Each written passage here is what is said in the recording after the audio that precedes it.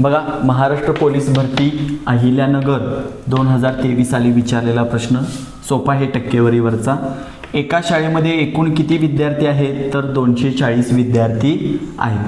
त्या विद्यार्थ्यांपैकी 60% विद्यार्थी काय झालेले आहेत? नापास झाले आहेत. म्हणजे टक्केवारीमध्ये त्यांची संख्या दिलेली आहे. तर एकूण वर्गामध्ये 240 पैकी किती विद्यार्थी नापास झालेले आहेत हे आपल्याला काढायचं.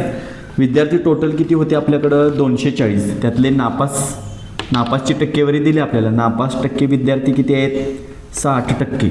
60% विद्यार्थी काय झालेले आहेत? नापास. 240 पैकी 60% टक्के म्हणजे 100 विद्यार्थी नापास. तर आपण आता बघूया. ह्या शून्याला हे शून्य गेले, या शून्याला हे शून्य गेले. 24 गुणुले 6 यांचा जर गुणाकार केला तर गुणाकार किती येतो? 24 गुणुले 6 144. म्हणजे एवढे विद्यार्थी काय झालेले आहेत? नापास झालेले आहेत. पर्याय क्रमांक 1 हे तुमचं काय असेल? उत्तर.